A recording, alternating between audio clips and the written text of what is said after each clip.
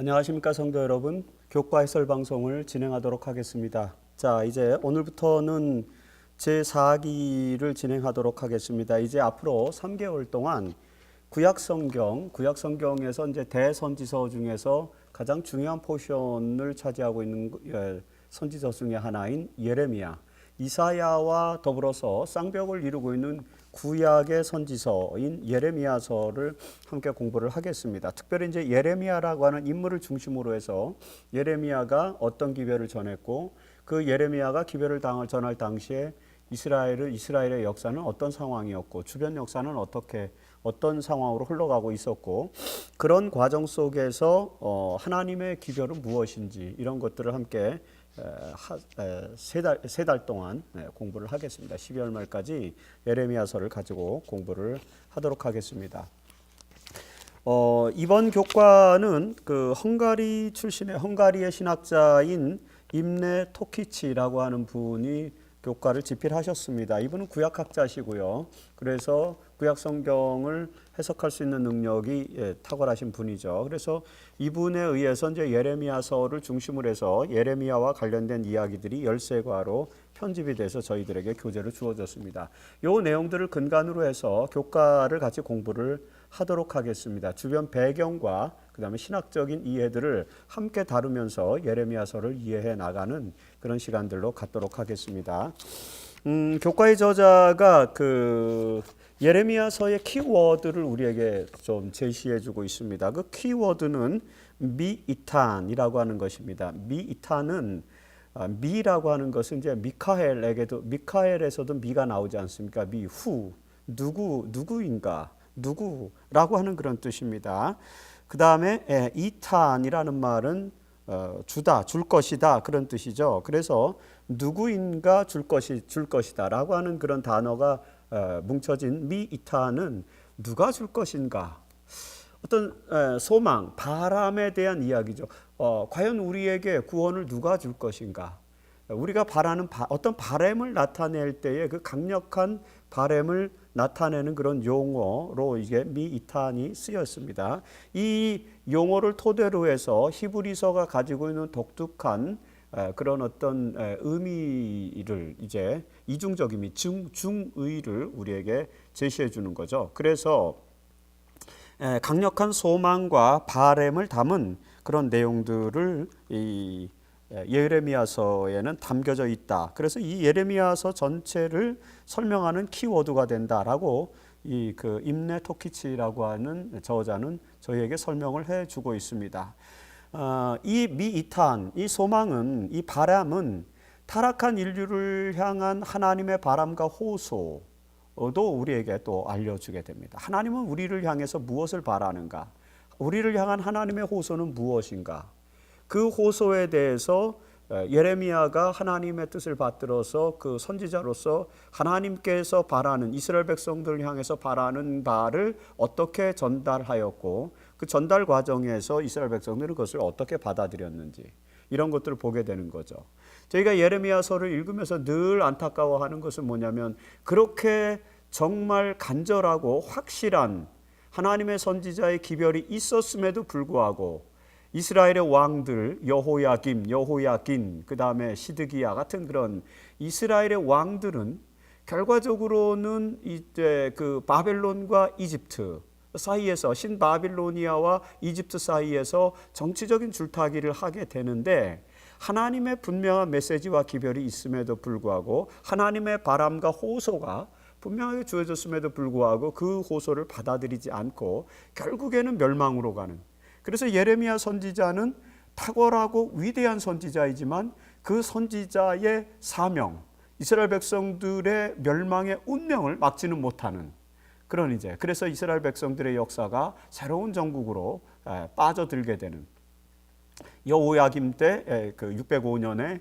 그 느부갓네살의 침공을 받아서 이스라엘이 포로가 되고 그리고 이제 586년에 결과적으로는 이제 시드기야 왕 때에 완전히 남방 유다가 멸망하는 그런 이제 역사로 가는 그 역사의 한복판, 여기 교재에도 기록했지만 저자가 기록했지만 그래서 번역을 그렇게 했어요. 미중유의 사태, 이스라엘 백성들의 역사에서 가장 비참한 운명이 놓여져 있는 그런 상황 속에서 약 40년간 선지자로 활동한 사람이 바로 에레미야입니다. 얼마나 마음이 안타깝고 정말 이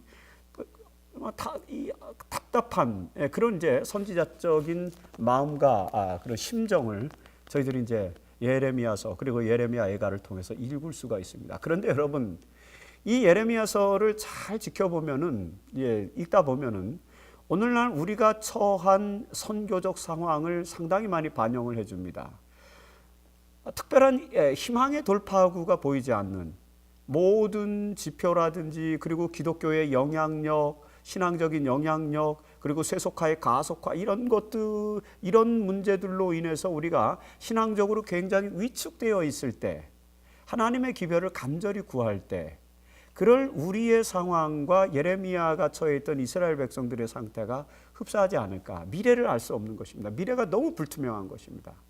그 상황에서 하나님께서 이스라엘의 미래를 어디로 끌고 가실 것인지에 대한 선지자의 기별을 귀 기울이지 않은 것도 아니에요. 그런데 여러분 아시는 것처럼 너무나도 많은 거짓 선지자, 그리고 너무나도 많이 아첨하는 자들, 진실과 통찰력을 가지고 하나님의 뜻을 진실로 전달해주는 그런 선지자가 많지 않았을 때, 그런 선지자들의 활동이 외로운 활동이 되고 외로운 목소리가 된 거죠. 그래서 예레미야가 하나님의 뜻을 반영함에도 불구하고 이스라엘 백성들이 결국에는 멸망으로 가는, 만국으로 가는 그런 역사, 40년의 역사를 저희가 예레미야서를 통해서 보게 되는 것입니다.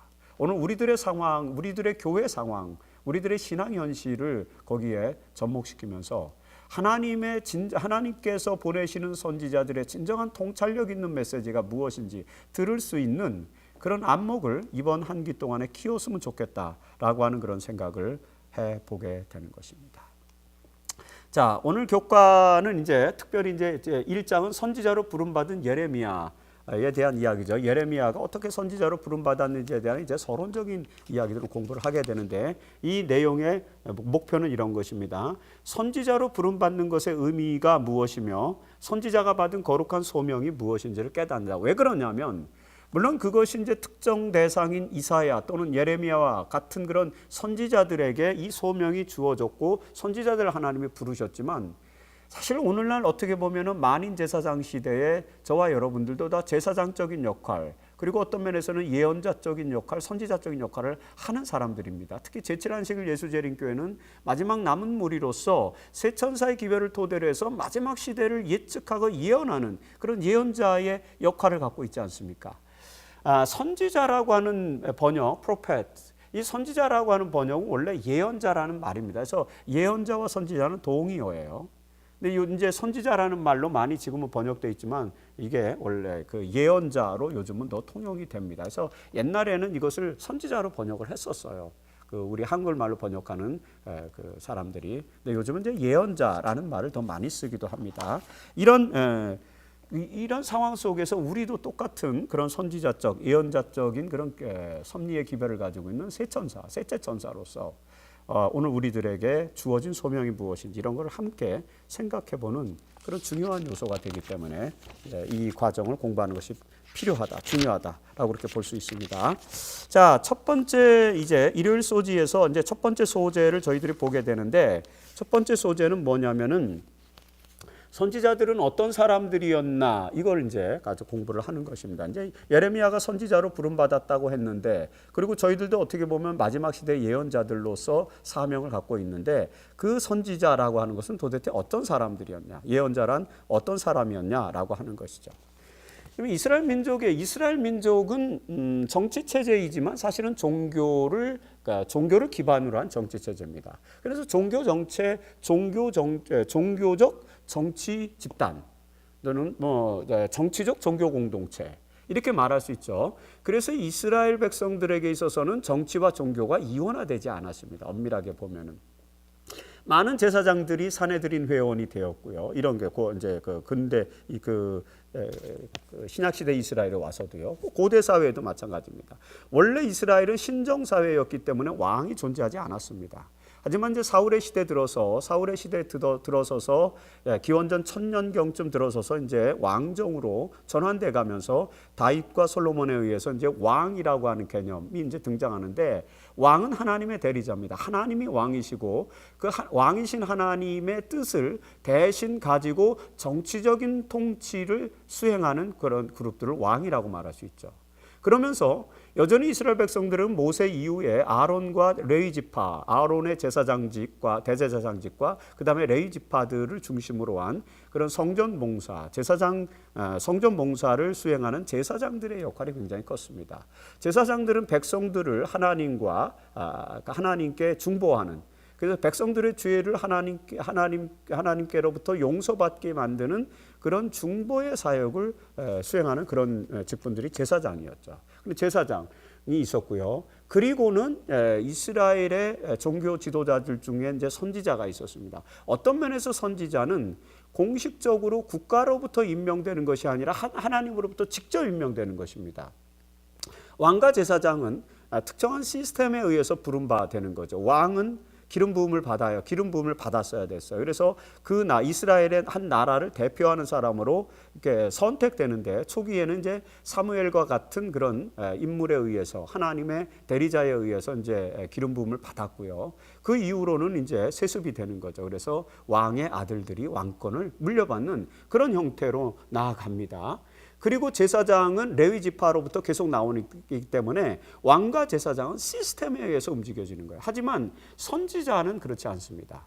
선지자는 하나님께로부터 신탁을 받는다든지, 하나님께로부터 계시를 받는다든지, 하나님께로부터 비전을 받고 말씀을 받은 사람들이 하나님의 뜻을 대언하는데, 그 권위는 어떤 시스템과 제도로부터 오는 것이 아니라 그가 가지고 있는 기별과 메시지로부터 오는 것입니다.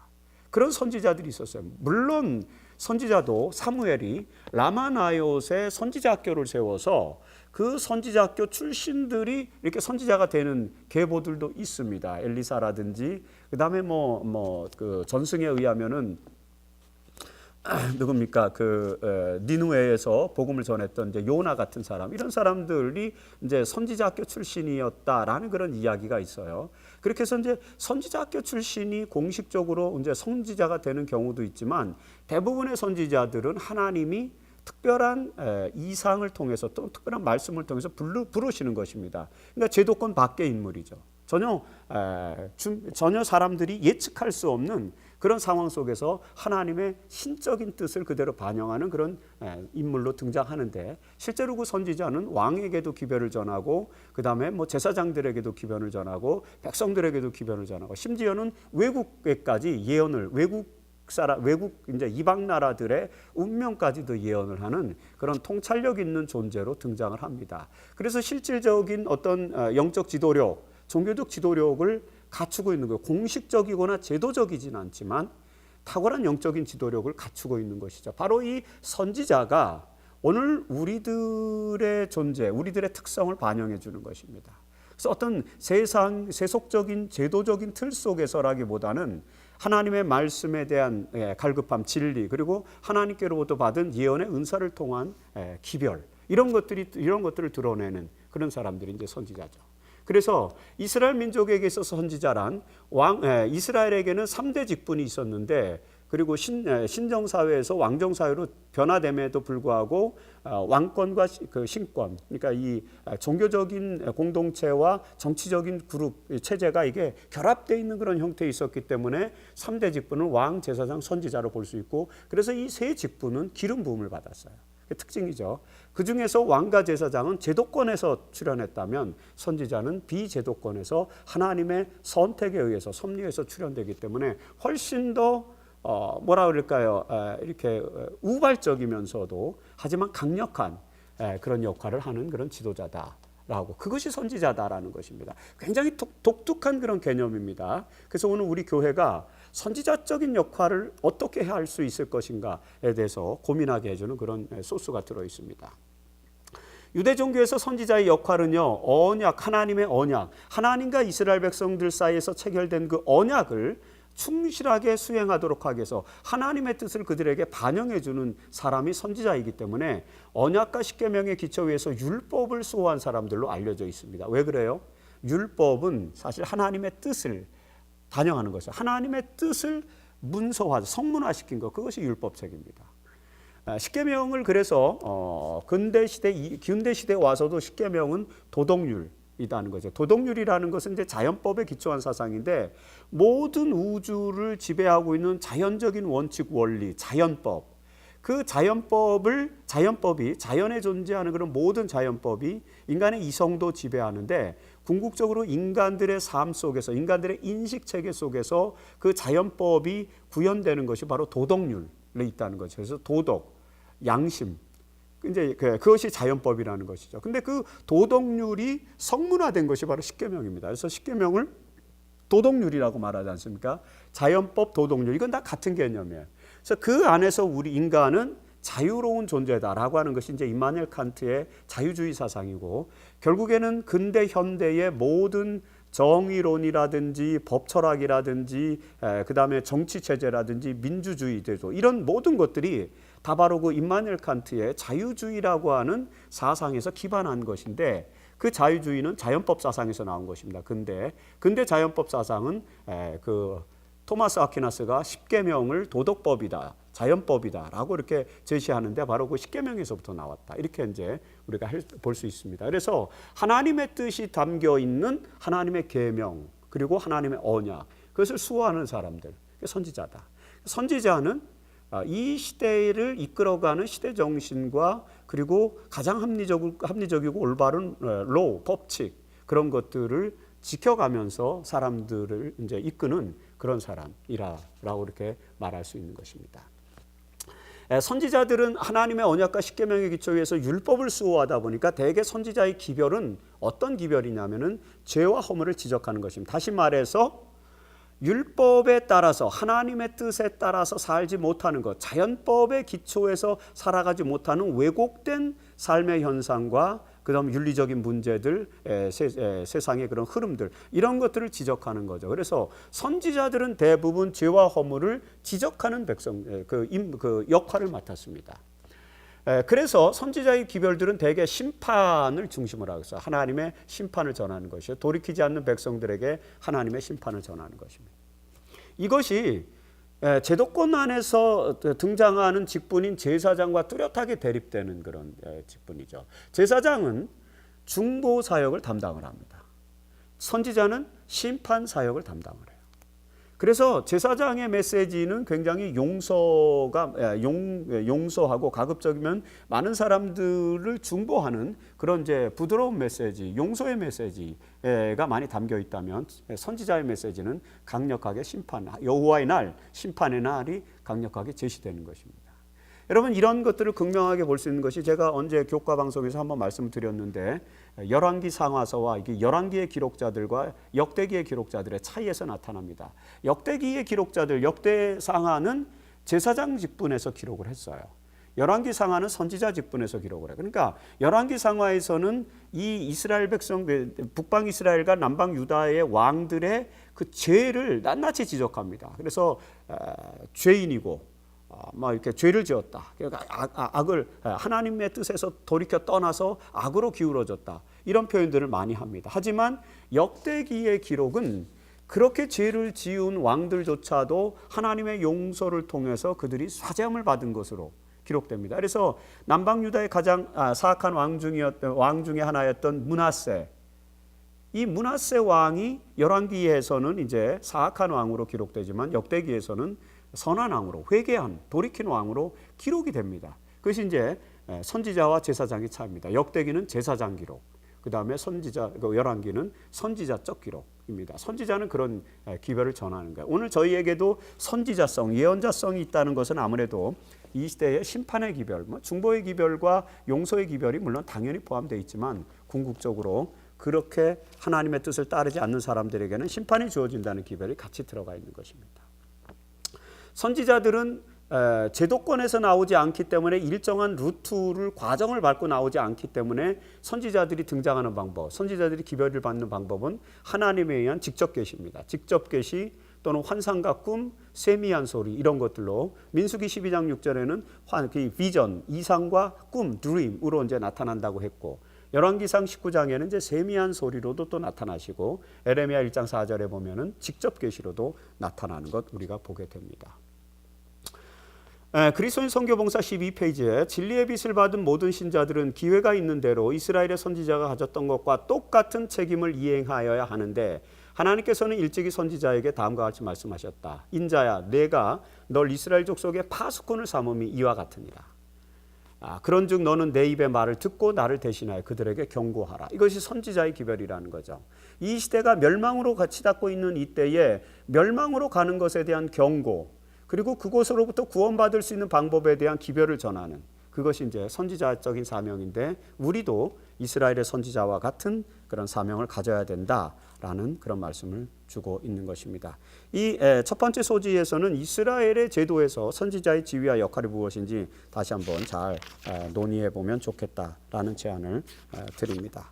자, 두 번째 소지는 이제 월요일 소지인데 예레미야의 가정 환경. 이제 예레미야가 초기에 그 선지자로서의 소명을 받기 전에 가정 환경이 어떤지에 대한 것을 다루게 되는 것입니다.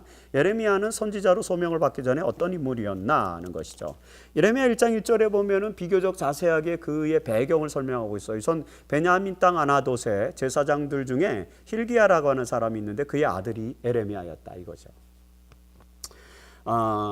아나돗이라고 하는 것은 베냐민 땅에 속해 있다는 것입니다. 베냐민 땅은 유다 땅 넘어, 그러니까 예루살렘이 유다 지파의 그 지역과 그 다음에 베냐민 지파의 지역과 이제 겹쳐 있습니다. 그 예루살렘을 중심으로 해서 베델 지역까지, 아이와 베델 지역까지가 바로 베냐민의 땅입니다. 베냐민은 유다 지파와 에브라임 지파가 받은 그런 땅 중간에 있어요. 그리고 베냐민 지파 옆에는 단 지파가 있습니다. 그것이 이제 이스라엘 백성들이 여리고를 들어와서 가나안을 점령하면서 이제 땅을 분배받았을 때 분배받았던 곳이죠. 그래서 그 베냐민의 땅은 예루살렘으로부터 베델까지의 그 지역, 요단 그 동쪽으로는 요단강이고 서쪽 경계에는 이제 단 지파가 있고 북쪽 경계에는 에브라임 지파가 있고 남쪽 경계로는 이제 유다 지파가 있습니다. 그러니까 예루살렘 주변이에요. 굉장히 가까운 곳이죠. 그 중에서도 아나돗은 예루살렘에서 매우 가까운 곳입니다. 약 4km에서 5km 정도 떨어진, 교과서에는 5km라고 나와 있는데 한 4km 정도, 4km에서 5km 정도 떨어진 곳이 바로 아나돗이라고 하는 곳입니다. 이 아나돗에 제사장들이 살고 있었다는 거예요. 그 중에서 이제 힐기야라고 하는 사람이 있었다는 건데 왜 아나돗에 제사장들이 살게 되었는가? 그건 역사적인 배경이 있습니다.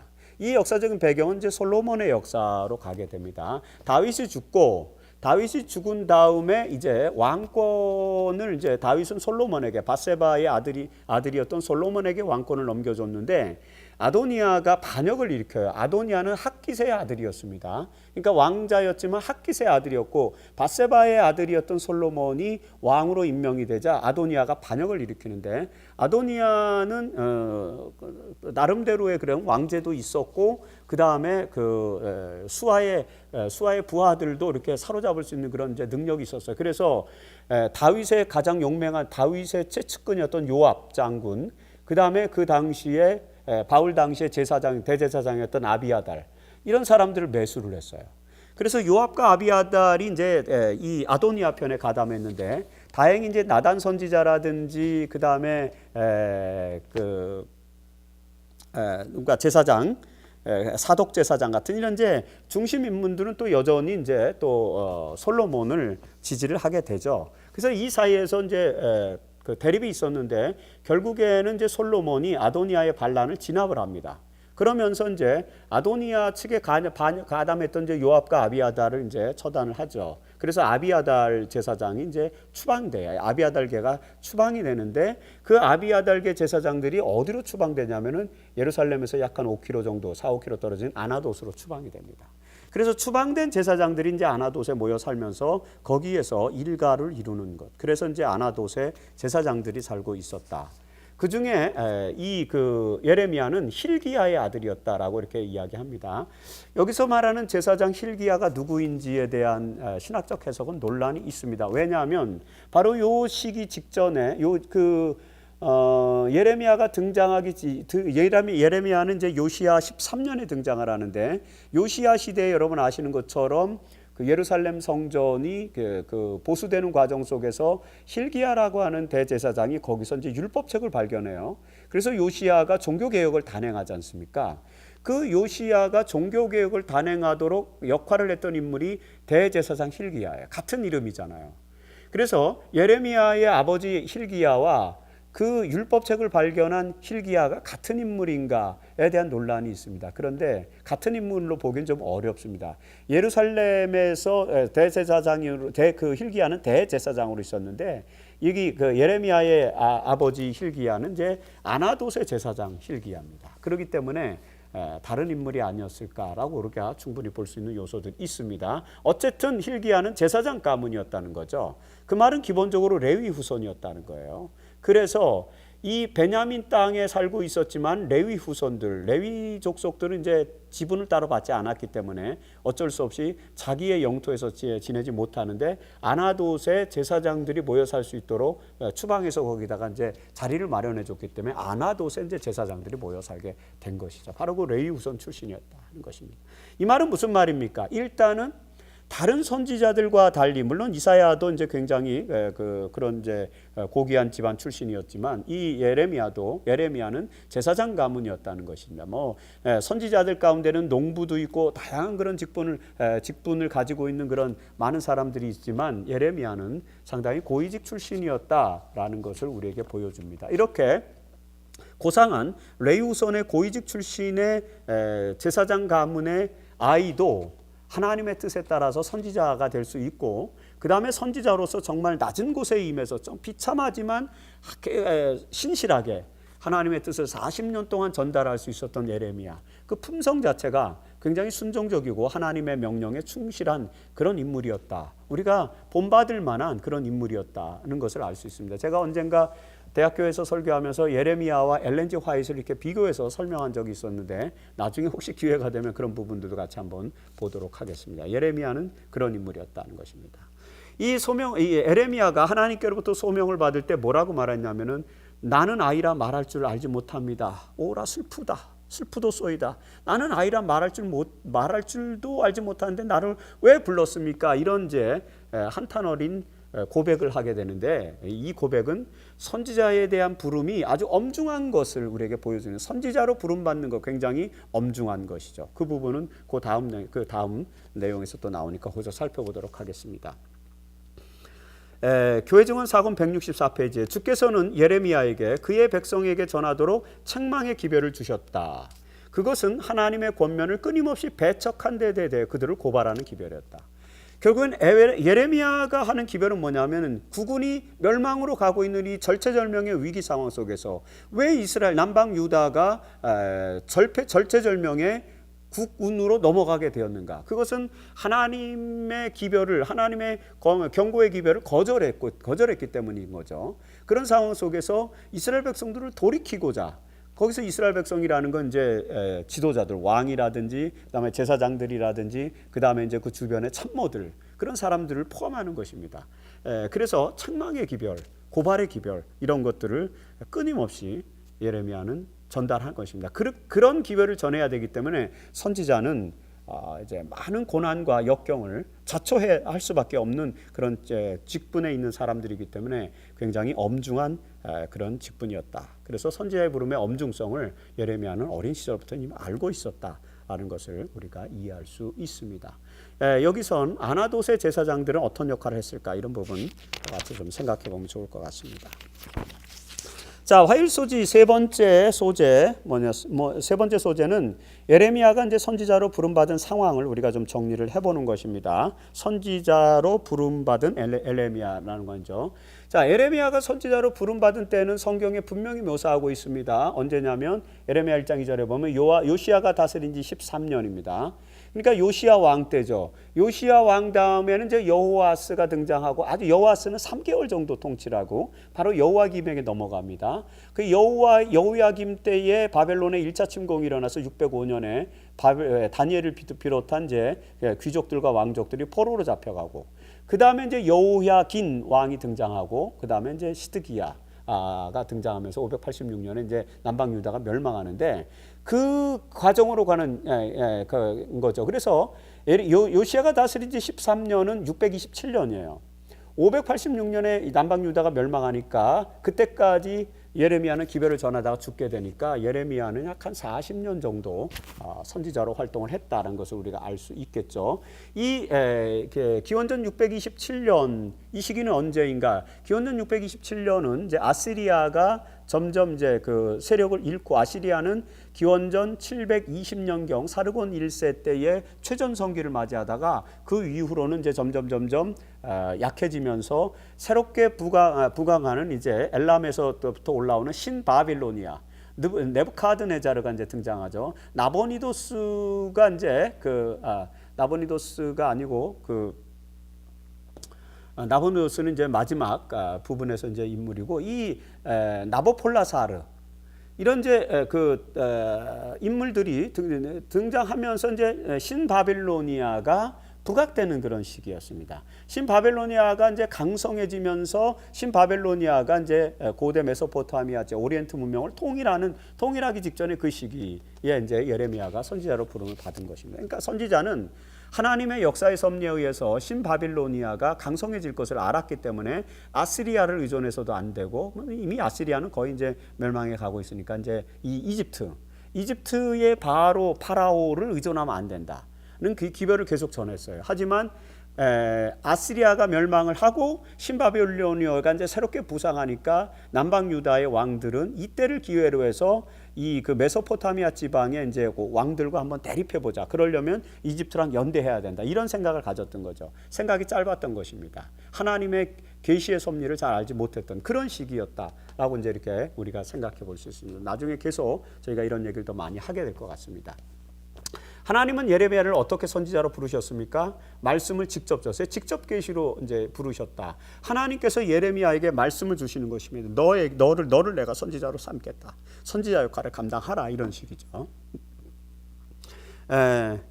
거기 예레미야 1장 5절에 어떻게 말씀하고 있습니까? 내가 너를 모태에서 짓기 전에 너를 알았고 내가 배에서 나오기 전에 너를 성별하였고 너를 여러 나라의 선지자로 세웠다 이거죠. 하나님의 선지자, 여러 나라의 선지자로 세우기 위해서 성별하였다는 것입니다. 성별하였다는 말은 이제 차데크, 그죠? 거룩한 목적을 위해 구별했다. 이건 성소와 같은 그런 개념입니다. 그래서 거룩하게 성별하였다. sanctified. 그러니까 이제 sanctuary 이런 게 이제 같은 개념 아닙니까? 물론 히브리 원어에서도 마찬가지입니다. 차데크 이런 게 거룩 이런 말로 쓰인 것입니다. 그래서 성별하였다는 말은 이제 하나님의 섭리를 위해서 거룩한 목적을 위해서 구별하였다는 말인데 하나님께서 예레미야를 선지자로 구별하셨다라는 그런 말입니다. 문제는 뭐냐면 모태에서 짓기 전부터 이제 선지자로 세웠다 이 말이에요. 그래서 이런 말씀이 이제 신약 성경에도 계속 등장하면서 칼뱅주의자들 이제 개혁주의자들은 이제 뭘 강조했냐면 예정론을 강조하는 것입니다. 이미 하나님께서 다 예정해 놓으셨다는 거죠. 예레미야는 이미 태어나기도 전에 모태에서 짓기도 전에 예레미야라고 하는 씨앗이 잉태되기도 전에 하나님께서는 예레미야를 선지자로 불렀다. 이런 표현이 되지 않습니까? 이것은 고대 이스라엘 백성, 고대 유대사, 유대 문학서에 나오는 그리고 고대인들이 신화적인 시대와 그 다음에 이제 종교적 시대 이런 시대의 어떤 신과 인간의 관계를 설명하는 데 있어서 신적 권위를 높이고 그 다음에 그 존재성의 영속성 권위 이런 것들을 강조하기 위한 문학적 표현이라고 볼 수 있습니다. 그런 표현들인데 이걸 문자적으로 이제 받아들여서 개혁주의자들이 이제 칼뱅주의자들은 예정론을 이제 만든 것입니다. 개혁주의. 이미 하나님께서는 하나님은 절대 주권을 가지고 전지하신 분이기 때문에 역사를 이미 다 통찰하시기 때문에 다 안다는 것입니다. 근데 문제는 뭐냐면 이런 예정주의가 예정론은 인간의 자유의지하고 이제 부딪혀요. 하나님께서는 인간에게 자유의지를 주셨기 때문에 인간 스스로 어떤 것을 결정할 수 있다는 거죠. 하나님이 다 결정해 놓으셨다면 인간의 자유의지는 아무 무의미해진다는 것입니다. 그렇기 때문에 하나님께서 인간에게 자유의지를 주셨다면 이 예정론, 결정론은 문제가 있다. 라고 해서 이것이 이제 기독교 신학에서 상당히 논쟁이 되고 있는 것입니다. 특별히 인간에게 자유의지가 있다면은 미래에 일어날 우발적 사건을 하나님이 아실 수 있느냐라는 논쟁이 벌어졌어요. 그래서 중세 마렵에 이제 소시너스라고 하는 사람, 이제 소지너스주의를 만드는 이 소지너스라고 하는 사람이 하나님은 미래 우발적 사건을 예지할 수 없다. 왜냐하면 그것은 일어나지 않은 일이기 때문에, 일어나지 않은 어떤 일을 인간의 자유의지로 이렇게 임의로 우발적으로 일어날 수 있는 사건을 하나님이 미리 아신다는 것은 결정론이고 예정론이다 라고 해서 이제 반대를 하면서 개혁주의와 부딪히게 됩니다. 그런 과정에서 이제 그 중용적 그런 사상을 제시한 사람이 누구냐면 알미니우스예요. 알미니우스와 알미니우스파는 이게 그 중세 말에 로마 캐톨릭의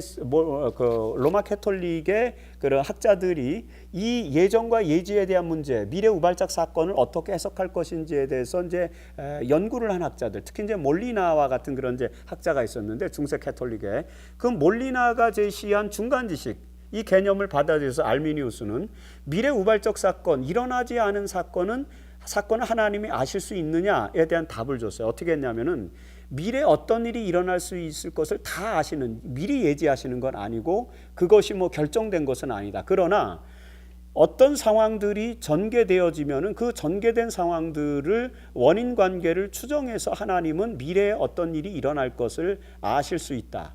그것을 이제 중간 지식이라는 개념으로 설명을 합니다. 그러면서 예정론 문제를 해결해 나갔어요. 나중에는 이 알미니우스의 중간 지식 개념이 몰리나 사상, 그 캐톨릭에서부터 왔다 그래갖고 개혁주의자들이랑 이제 칼뱅주의자들이랑 이제 이 대결을 벌입니다. 그래서 도르투에이에서 이제 알미니우스주의를 이제 이단으로 단죄하고 개혁주의자들은 칼뱅의 5대 강령을 만듭니다. 그래서 예정론을 강하게 이제 강조를 하는데, 그 문제가 계속해서 이제 알미니우스주의나 웨슬레이안주의와 이제 이렇게 부딪히게 됩니다. 그래서 미래 우발적 사건에 대한 예지를 어떻게 이해해야 될 것이냐에 대한 신학적으로 매우 예민한 쟁점이 있다는 것 우리가 이해를 하시고, 재림교회는 기본적으로 예정론은 아니고요. 그 다음에 이제 뭐 예지 예정 이런 개념도 좀 논란의 여지가 있고, 알미니우스적인 개념에서부터 우리가 이 이야기를 해결을 하게 됩니다. 하나님이 아실 수 있다는 것입니다. 그러니까 하나님이 정해놓고 미래 우발적 사건이 일어난다 그런 것은 아닙니다. 그러니까 하나님은 아실 수 있고, 그 다음에 문학적 표현에 따라서 그 전적인 소명을 강조하기 위해서 모태에서 짓기 전에 너를 알았다라는 그런 표현들을 쓰고 있다라고 그렇게 저희가 정리를 할 수가 있습니다. 이 신학적 논쟁은 굉장히 예민한 거지만 제가 간단하게 우선 설명을 드렸습니다. 여러분들이 잘 이해가 안 가시는 부분은 또 목사님들하고 또는 이제 이 신학적인 이해를 가지고 계신 분들하고 논의를 하면서 더 깊이 이해를 하시면 됩니다. 혹시 필요하신 분들은 저에게 그 이메일로 이렇게 문의를 주시면 거기에 대해서 제가 답변을 해드리도록 하겠습니다. 우리 재림교회 성경 주석 에레미야 1장 5절 부분에도 예레미야가 출생하기도 전에 그가 선지자의 직무를 맡게 될 것이 계획되어 있었다. 이제 이런 식으로 설명을 했습니다. 이제 계획, 하나님의 계획. 이것은 이제 인과율의 관계, 원인과 결과에 따라서 하나님이 예측할 수 있는 가능한 그런 이제 중간 지식의 가능성, 이런 것들을 통해서 우리가 받아들이는 것이 맞지 않나라고 이렇게 생각을 합니다. 예지와 예정 이 문제에 대해서 더 깊은 논의가 필요할 거라고 이렇게 생각을 합니다. 자, 수요일 소지 이제 네 번째 소재는 선지자의 소명을 받드는 것이 얼마나 어려운 일인가에 대해서 기록되어 있습니다. 주저했던 선지자들이 많이 있었다는 거죠. 예레미야 자신도 하나님이 선지자로 부르니까 뭐라 그랬어요? 내가 이르되 슬프도소이다 주 여호와여 보시옵소서, 이렇게 나는 아이라 말할 줄 알지 못하나이다 이렇게 얘기했어요. 하나님께서 내가 너를 태초에 모태에서 짓기도 전에 너를 성별하였고 너를 선지자로 세웠다 이렇게 말씀하니까 예레미야가 하나님 나는 아직 준비가 안 됐는데요. 더군다나 나는 말을 잘 못하는데 내가 어떻게 선지자가 될 수 있습니까? 이렇게 고백하는 것이죠. 그것이 선지자의 첫 반응이었어요. 나는 아이라 말할 줄 알지 못하나이다. 근데 이런 반응을 누구도 보여요. 이사야 6장 5절에 보면 이사야도 똑같이 이야기를 했고요. 그 다음에 출애굽기 4장 10절로 붙으면 모세도 똑같아요. 모세도 나는 말을 잘 못합니다. 선지자란 하나님의 뜻을 대언해야 된대. 그래서 대언자라는 용어가 또 있는데, 대언을 하려면 이제 말을 잘해야 된다고 생각했던 것입니다. 그래서 나는 말을 잘 못하니까 내가 어떻게 할 수 있겠습니까? 이렇게 겸양의 모습을 보이게 되는 것입니다. 왜 하나님께서 부여하시는 사역 앞에서 겸손해질 수밖에 없었는가요? 그 이유가 무엇입니까? 특별히 선지자는 하나님의 심판과 경고의 기별을 전하는 것이기 때문에 심판과 경고의 기별을 전하는 선지자의 직분이 쉽지 않은 것 우리가 이해하게 됩니다. 굉장히 엄중한 것이죠. 그래서 진지하게 아주 시리어스하게 접근해야 되기 때문에 선지자로 부름받은 모든 사람들은 굉장히 진지하게 접근합니다. 저희도 목회자가 되기 위해서 이제 목회를 나왔을 때, 그리고 이제 또 목사 안수를 받았을 때 굉장히 이런 마음, 이런 느낌을 참 많이 받았어요. 지금도 그런 느낌을 잃지 말아야 되는데 그러기 위해서 더 많이 기도하고 더 많이 준비해야 되는 그런 모습들이 있는 것입니다. 선지자의 직분은 결코 쉽지 않은 것이에요. 심판과 경고에, 특히 망해가는 나라에 망할 것이다라는 기별 전한다는 거, 이거 보통 어려운 일이 아닙니다. 지칠한식 우리 그 한국 교회가 말입니다. 어떻게 미래가 어떻게 갈 것인가? 이대로 가다가는 11금 절벽이 도래하고 11금을 매지 않는 그런 세대가 많아지면서 이제 재정적으로 굉장히 어려움을 당할까? 이게 불과 10년, 15년 앞으로 도래할지도 모릅니다. 그러면 교회 전체적으로 굉장히 어려운 상황들이, 이런 것들을 이야기해야 되는 거죠. 왜요? 그래서 그런 상황들이 도래하기 전에 미리 준비하고 대비해서 교회가 더 하나님 나라를 확장하는 이런 선교적인 목적을 나아가도록 하게 한 제도와 시스템을 좀 더 구체적으로 갖추기 위해서, 전략을 짜기 위해서 그런 기별을 전해야 합니다. 그런데 이런 말을 하는 게 그렇게 쉽지는 않다는 것입니다.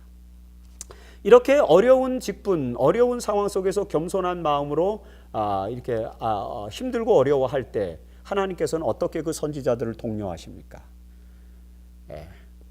에레미야 1장 8절에 내가 너와 함께하여 너를 구원하겠다. 나는 잘 말을 할지 모르는데요. 그러니까 내 말을 내 입에 두었다. 또는 모세에게는 내 형 아론이 있지 않느냐. 그가 너를 대신하여 말할 것이다. 이런 식으로 하나님은 대안을 마련해 주시는 것입니다. 그리고 언제나 함께하겠다 말씀하시는 것입니다. 이것으로써 선지자로 부르시는 것입니다. 그래서 우리가 부족하지만 하나님의 선지자로 나아갈 수 있는 이유가 있습니다. 뭡니까? 그 가능성, 조건, 바로 하나님이 우리와 함께 하시고 하나님이 우리에게 능력을 주시면 가능하다는 거죠. 선지자왕 409페이지에도 이렇게 이야기합니다. 에레미야는 그가 선지자의 사명을 부름받은 데 대하여 스스로 기록하기를 여호와께서 그 손을 내밀어 내 입에 대시며 이르시되 보라 내가 내 말을 내 입에 두었노라고 하였다. 이 말로써 예레미야는 회복하시고 치유하시는 여호와의 목적을 확신하였다. 하나님께서 언제나 함께 하셔서 도와주실 것이라는 확신, 그것이 예레미야로 하여금 선지자로 나아가게 만든 동력이 된 것이죠. 이사야나 모세가 다 마찬가지예요. 모든 선지자들이 최초에 기드온도 그렇고요. 최초에 선지자로 사명을 받았을 때 주저했지만 결과적으로는 하나님의 사랑의 섭리, 하나님의 인도의 섭리에 따라서 그 길로 당당하게 나아가는 모습, 이런 것들은 오늘 우리의 모습을 또 단추해 주는 것입니다. 우리도 그런 삶을 살아야 된다라는 것을 또 알게 해 줍니다. 자, 오늘 교과의 이제 마지막 부분인 5째 그 소재는 이제 이렇게 해서 이제 선지자로 임명받은 예레미야가 이상을 보는데, 첫 번째 이상은 이제 2개 이상으로 되어 있어요. 근데 교과가 이게 나눠져 있습니다. 그래서 일단 오늘은 이제 알몬드 브랜치, 살구나무까지에 대한 이상을 이제 보게 됩니다. 이 살구나무까지의 이상이 뭔지를 설명하는 것인데, 그것은 간단해요. 선지자로 부름받은 에레미야가 본 첫 번째 이상은 이제 살구나무까지를 보았는데, 그 살구나무까지라고 하는 말의 히브리어는 지키다라고 하는 히브리어와 유사한 발음이 어근이 같아요. 그래서 같은 발음입니다. 그러니까 항상 여기서 랭귀지 게임을 합니다. 구약 성경과 신약 성경에서, 특히 이제 구약 성경에서 이 그 이스라엘의 문학, 이스라엘의 문학의 기법은 랭귀지 게임입니다. 비슷한 단어를 사용해서 은유를 해줘요. 그래서 이게 메타포를 쓰는 거죠. 살구나무까지는 메타포인데, 살구나무까지가 그 형태, 물질로 어떤 것을 설명하는 것이 아니라 이 메타포가 언어적 메타포입니다.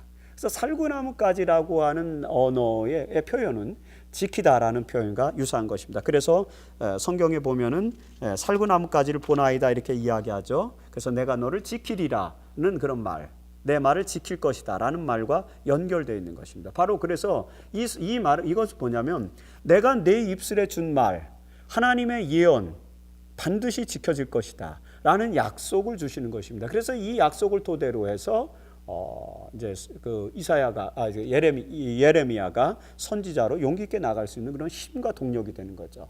이상의 의미는 하나님께서 당신의 말을 지켜서 그대로 이루실 것이다. 12절에 그렇게 설명을 해놓고 있는데 이것이 지키다라는 말과 살구나무까지가 같은 유사한 발음, 같은 어근을 갖고 있다라고 해서 그걸 설명하는 것이다. 하나님께서 이 이상을 예레미야에게 주신 이유는 선지자로서의 소명을 확고하게 위해서 하나님의 말씀이 절대로 땅에 떨어지지 않고 지켜질 것이다라는 약속을 주시는 것입니다. 함께 하심을 보증하고 약속하시기 위해서 이 첫 번째 계시를 주었다는 것입니다. 여러분, 하나님께서 함께 하시겠다는 약속이 얼마나 소중합니까? 마태복음 28장 20절에도 제자들에게도 신약시대의 제자들에게도 대사명을 주시면서 선교 대사명을 주시면서 뭐라고 말씀하셨어요? 내가 세상 끝날까지 너희와 항상 함께 있으리라. 이것이 하나님의 문법이에요. 하나님은 선지자를 부를 때 반드시 내가 너희와 함께 있겠다라고 하는 약속을 같이 주십니다. 그래서 소명과 약속. 오늘 저희도 남은 무리로서의 소명이 있다면 약속이 있는 것입니다. 계시록 3장에 그 라우디게아 교회에 보내는 겁니다. 7교회 보내는 기별이 다 마찬가지지 않습니까? 거기에 소명과 약속 이런 것들이 다 같이 등장하는 것인데 바로 이것이 하나님의 문법이다라고 이해하시면 되겠습니다. 하늘 46페이지에 우리의 하나님께서는 필요한 때에 즉각적인 도움이 되신다. 그분께서는 우리 영혼의 모든 의향과 목적은 물론 마음 가운데 품고 있는 가장 은밀한 생각까지도 알고 계신다. 난국에 처해 있을 때면 마음을 열고 고통을 토로하기도 전에 그분께서는 우리의 구원을 위해 이미 해결책을 가지고 계신다. 하나님이 언제나 우리와 함께하기 때문에 우리가 모든 환난과 역경을 극복하고 하나님의 선지자로서의 부름의 사명을 감당할 수 있다라는 그런 내용이 바로 이 첫 번째 이상에서 우리에게 주어지게 된다는 것입니다. 자, 여러분, 앞으로 이제 그 예레미야서를 통해서 우리가 계속해서 이스라엘 백성들의 운명의 날, 운명의 시기, 남방 유다가 멸망으로 가는 그 절체절명의 위기의 시기 속에서 하나님께서 예레미야에게 어떤 기별을 주시는지를 살펴보면서 오늘 우리 교회가 선교적으로 위기에 처해 있는데 이때에 이 위기를 돌파할 수 있는 하나님의 메시지가 무엇인지를 찾아볼 수 있는 그런 교훈적인 그런 공부가 되었으면 좋겠습니다. 그런 공부를 앞으로 13가를 통해서 한 기 동안 계속 진행을 해 나가겠습니다. 오늘 이제 첫 번째 1장은 이제 선지자로서의 부름을 받음이라는 그런 내용인데 이 선지자로서의 부름을 받은 예레미야 이 내용을 정리하면서 마지막 권면을 좀 생각해 보도록 하겠습니다. 진리와 의의 증인으로서의 삶이라는 그런 제목으로 선지자왕 408페이지에 나오는 말입니다. 40년간 예레미야는 진리와 의의 증인으로서 백성 앞에 서야 했다. 진리와 의의 증인입니다. 오늘 우리가 해야 될 역할은 진리와 의, 정의의 주인 되어야 된다는 것입니다. 미중유의 배도의 시대에 이스라엘 그 남방 유다의 마지막 시대를 말하는 거죠. 그 시대에 그는 생활과 품성으로 우리의 삶과 품성으로 유일하신 참 하나님께 대한 예배의 모범을 보여야 하였다. 이것이 이제 예레미야의 역할이었고 오늘 저희들의 사명입니다. 무서운 예루살렘의 포위 기간에 그는 여호와의 대변자가 되어야 했다. 그의 두려워할 줄 모르는 발언 때문에 투옥되었을 때도 그는 여전히 산당에 죄하게 대하여 분명히 말해야 하였다. 사람들에게 멸시와 증오와 거절을 당한 그는 결국 절박한 운명에 대한 자신의 예언이 문자 그대로 성취되는 것을 목격하고 명이 다한 성읍의 멸망, 예루살렘이죠. 예루살렘의 멸망에 뒤따를 슬픔과 괴로움에 동참해야 하였다. 이것이 예레미야의 운명입니다. 오늘 우리들의 삶과 모습을 예레미야의 삶에 투영해서 어떻게 더 하나님의 뜻을 반영하면서 살아갈 수 있을지에 대해서 같이 생각해 보면 좋겠습니다. 자, 토의할 주제 2개 드리고 마치겠습니다. 첫 번째는 선지자로 부름받은 소명이 얼마나 엄중하면서도 중요한 것인지에 대해서 진지하게 논의해 보자 것입니다. 그리고 두 번째는 예레미야의 배경과 시대적 상황에 대해서 좀 더 구체적으로 이해할 수 있는 내용들을 나눠보시면 좋겠습니다. 이런 내용들을 토대로 해서 새로운 한기, 마지막 제4, 2015년 제4기 예레미야를 중심으로 한 우리들의 교과 공부가 더욱더 우리들의 신앙을 풍성하게 만들고 우리들의 교회가 나아가야 될 그런 비전과 통찰력을 발견할 수 있는 그런 특별한 시간이 되기를 바라면서 해설 방송을 마치도록 하겠습니다. 감사합니다.